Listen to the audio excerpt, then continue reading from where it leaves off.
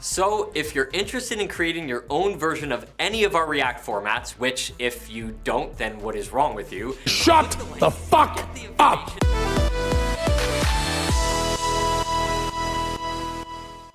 When it comes to my videos, I try to avoid topics that have to do with YouTube drama. I can go on and on about prank videos or the current state of YouTube, but that really isn't my style. But this! We are excited to announce React World, which is a first-of-its-kind program that allows people and companies to license all our popular shows online, so that anyone, even you watching right now, can create your own versions in a fully legal way and be part of a new and exciting global community. This is worth addressing, because it's a glimpse into YouTube's future. So before I tear them apart, I want to share with you all what YouTube was like back in the day, and how it's changed over time. I made my own YouTube account on September 18th, 2007. Everything was different back then. People uploaded and shared videos for the sake of having fun. Being YouTube rich or famous wasn't a thing and was years off. Now, videos at that time were not as flashy and were typically low quality, but that was okay. The fact that there were videos at all was good enough. Oh look, a video of a cute dog. How adorable. Oh wow, that dude's crazy. So neat. Nowadays, everything seems so contrived. In 2007, I was really big into World of Warcraft, so I watched a lot of raid videos. I was also a huge fan of YouTube poops, alternate endings, and just geeky stuff in general. Over time, I started to notice a rise of internet personalities. People who would use their channel to consistently entertain an audience. Some that come to mind are Shay Carl, Ray William Johnson, and Fred. Never thought the day would come where I would miss Fred. Nah, never mind, he still sucks. But YouTubers were starting to find success with a series-based format. It was like their own TV show, but on the internet, where they get to call the shots. There are so many YouTubers that I admire that started around this time, and some of them are still doing their thing to this day. But in 2010, I started to notice a change. I saw a rise in YouTube networks and channels that took their work very seriously. It was no longer just for fun, and there were some who could make a living from their content. This trend continued to grow and really took off when Let's Players arrived. I have no clue what started the Let's Players growth, but I remember watching PewDiePie play Amnesia and seeing his videos become very popular. Now I see gamers everywhere on YouTube. This isn't a bad thing, but something worth noting. It was a clear indication that the landscape for YouTube had shifted. YouTube today is completely different, and is now more of a system. People have recognized the potential and opportunity there is, and how one can become successful from it all. It should also be mentioned that YouTube is the best at what it does, and that no other website comes close to it. So, what do we have today? A lot of Let's Players, prank videos, and Vine compilations. Oh, and there's lots of React videos too. But I gotta be careful mentioning them, because I don't want this video to be taken down.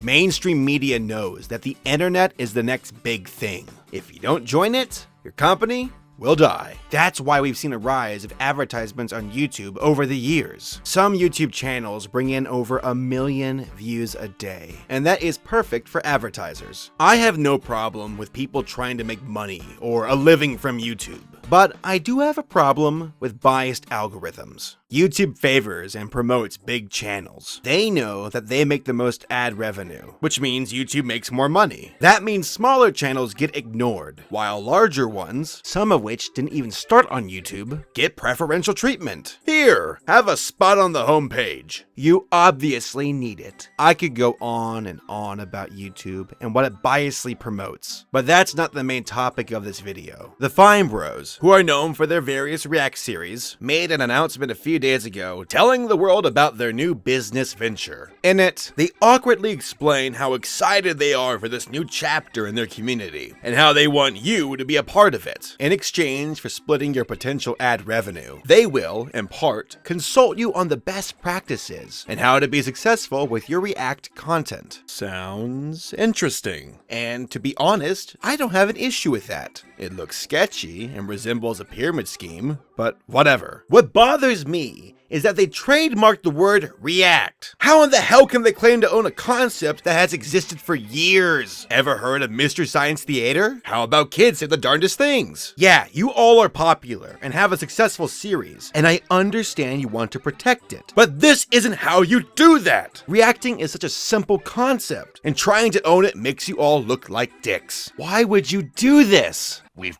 got to have money. Oh yeah, that's right. Way to be greedy. You're trying to force other creators to stay away from reactions. And since you've trademarked teens react, adults react, elders react, parents react, celebrities react, and haha, react! You can now file disputes and have YouTube indiscriminately take down other people's videos. I mean, you have done this before, but now the gloves are off, and you have the balls to tell us that you aren't doing this when you blatantly are. Do you not remember SOPA and how the internet responded to that? People do not like being censored or being told that they cannot do something. The internet was built on freedom of speech and being able to say or create whatever you want. Your React world is a monopoly on reaction videos, and your actions make that clear. For crying out loud, you went after Ellen DeGeneres after she made a similar segment that you all claimed was based on your own. Yeah, go after Ellen. I'm sure that will go over fine. All of this builds up to the most sour point of all. YouTube allows this to happen. When it comes to copyright claims, YouTube dishes out punishment indiscriminately. Their automated systems allow networks, studios, companies, and other YouTubers to file claims and punish the people they are going after. It is a guilty until proven innocent philosophy, and many suffer because of it. For some people, they lose the ability to monetize their own videos. For others, they lose their entire channel. Some popular YouTubers who have been affected include Channel Awesome, I Hate Everything, and Ethan from H3H3. One lost the right to monetize, one had his most popular video unfairly pulled by a network, and the other had his channel deleted. Fortunately, all three examples were able to seek justice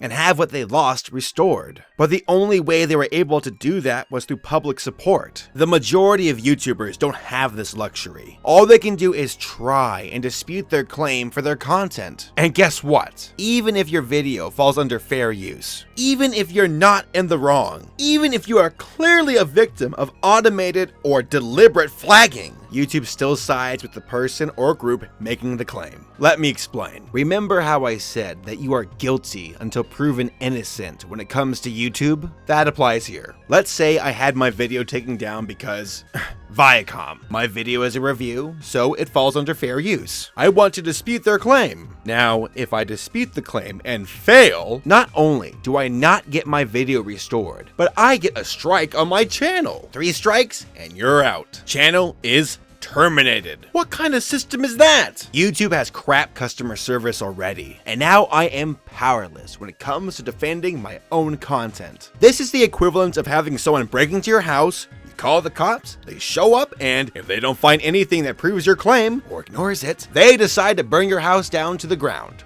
and then leave. I might as well not call the cops! I would rather just deal with the problem myself instead of risking my entire channel. Listen, I love YouTube. I have been on this site for almost a decade now, and I want to continue to create content for my audience. I don't do it for the money or the fame. I do it because I love what I do. But what has been happening scares me. It shows that YouTube is siding more with companies, networks, and popular YouTubers. I feel small, and that I have to tiptoe when it comes to creating my own content. I don't want to risk losing everything because some company or network decides that my video is too much like theirs, when in reality, I'm completely in the right. YouTube looks to be heading in a bad direction, and I don't know if they're going to change anytime soon. Heck, it's likely to become worse as things become more and more business focused. The good news is that change is possible. Those channels that I mentioned before were able to get their content back because people spoke out against YouTube. They were able to create enough support to grab the attention of someone who could actually do something at YouTube instead of just leaving it to an automated system. What is happening to the TheFineBros is a great example of what I'm talking about. People are disliking their videos and even unsubbing. That sends a loud message to them that the majority of people are unhappy with their changes and the direction they are going in. If we want YouTube to maintain its core values, it will take content creators and viewers alike to stand together against greedy networks and companies. I have faith in YouTube though. Hopefully, they'll make some changes before it's too late. You either die a hero, or you live long enough to see yourself become the villain. Ain't that the truth, Harvey? Ain't that the truth?